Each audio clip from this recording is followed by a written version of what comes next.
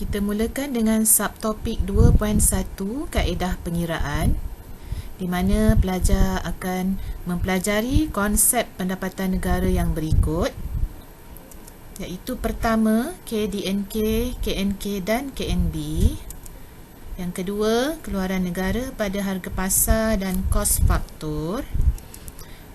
Ketiga, pendapatan negara nominal dan pendapatan negara benar. Konsep keempat, pendapatan per kapita. Konsep kelima, pendapatan persendirian. Dan konsep keenam, pendapatan boleh guna.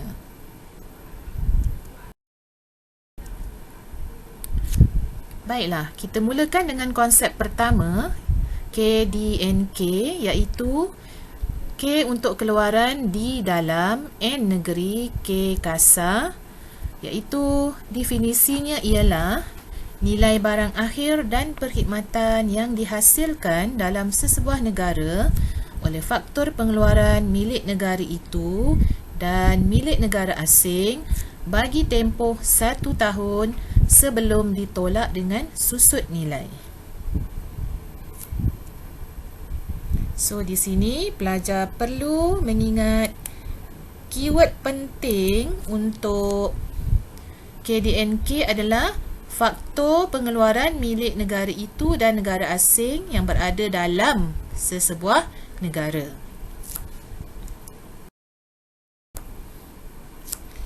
Dan kalau kita nak ringkaskan secara grafik atau gambar rajah, contohnya bagi pengeluaran produk tonusu, di mana produk tonusu ini kilangnya berada di Malaysia, di mana kilang ini menggunakan faktor pengeluaran milik warga negara dan juga faktor pengeluaran milik negara asing. Contohnya ini rakyat Britain. Maka itulah menunjukkan konsep KDNK.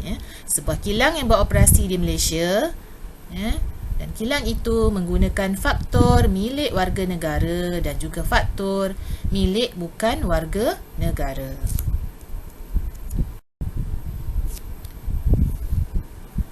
Okey, kita teruskan dengan konsep KNK. Okey, KNK adalah keluaran negara kasar. Okey, di mana definisinya ialah nilai barang akhir dan perkhidmatan yang dihasilkan di dalam atau di luar negara oleh faktor pengeluaran milik negara sendiri bagi tempoh 1 tahun sebelum ditolak dengan susut nilai.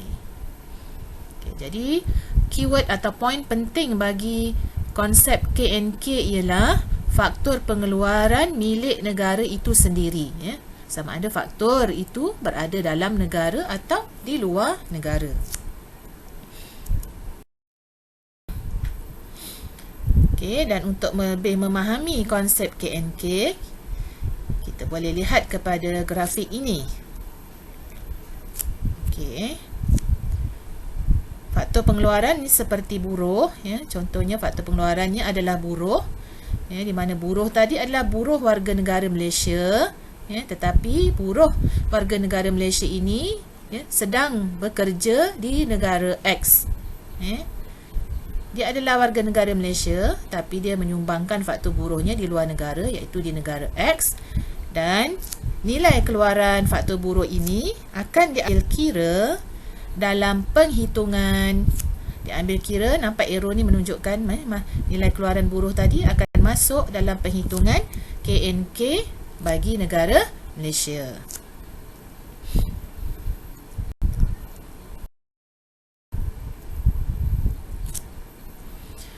Okey.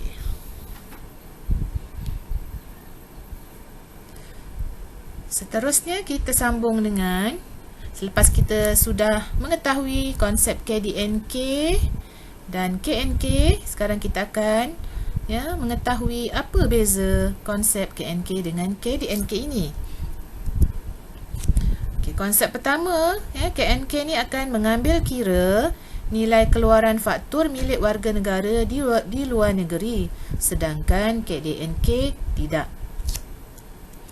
Okey, perbezaan yang kedua ialah KNK tidak meliputi nilai keluaran faktor warga negara asing dalam sesebuah negara itu, sedangkan nilai keluaran ini termasuk dalam KDNK. Maknanya nilai keluaran faktor milik negara asing yang ada di Malaysia ni hanya dinilai dalam KNK.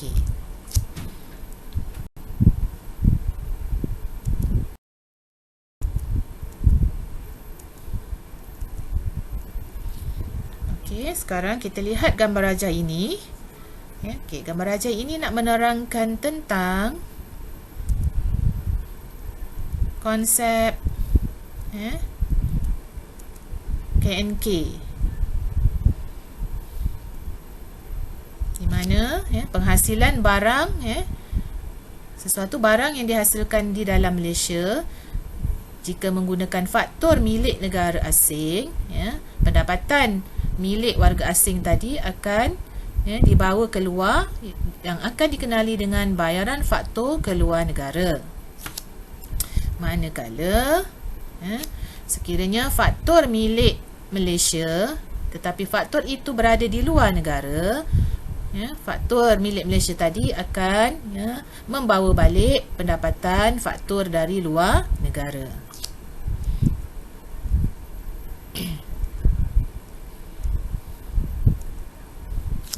Maka untuk memperolehi nilai KNK, rumusnya ialah KDNK tolak bayaran faktor ke luar negeri tambah dengan pendapatan faktor dari luar negeri. Ataupun ringkasnya, KNK bersamaan dengan KDNK tambah pendapatan faktor bersih luar negeri. Di mana untuk dapatkan pendapatan faktor bersih luar negeri ni, kita akan belajar slide berikutnya.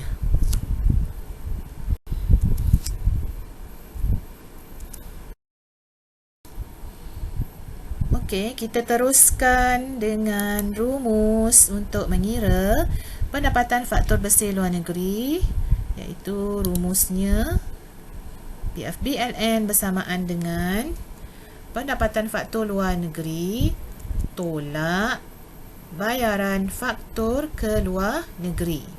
Saya ulang, PFBLN bersamaan pendapatan faktor luar negeri tolak dengan bayaran faktor ke luar negeri.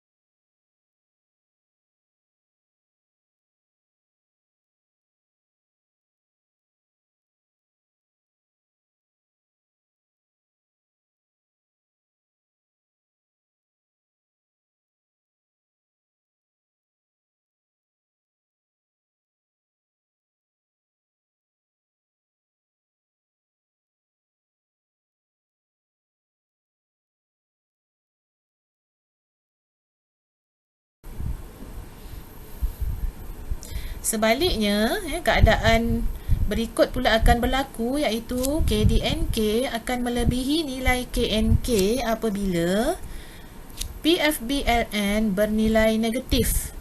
Okey, apa maksud PFBLN ini bernilai negatif? Iaitu apabila bayaran faktor ke luar negeri melebihi penerimaan faktor dari luar negeri. Dan situasi ini berlaku, PFBLN ini negatif berlaku jika negara itu banyak menerima pelaburan asing dan keuntungan pelabur asing tadi akan dibawa ke luar negeri.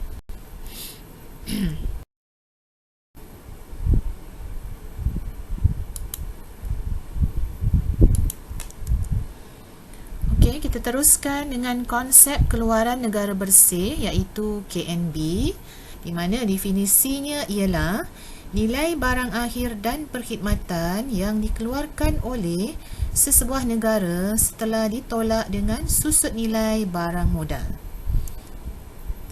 Okey, di mana barang modal mengalami kemerosotan nilai kerana haus dan usang setelah digunakan dalam proses pengeluaran. Okey, dan untuk pengetahuan pelajar, Barang modal ni ya, segala peralatan ya, seperti mesin, jentera, ya, sekecil-kecil peralatan sehinggalah sebesar-besar peralatan yang digunakan dalam proses pengeluaran ya.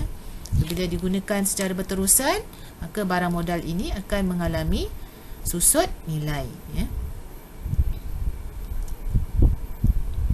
Okey, jadi ringkasnya untuk mendapatkan nilai keluaran negara bersih, rumusnya ialah KNB bersamaan dengan KNK tolak susut nilai. Okey, sekian dulu video pembelajaran kita. InsyaAllah kita bertemu lagi pada video yang lain. Assalamualaikum.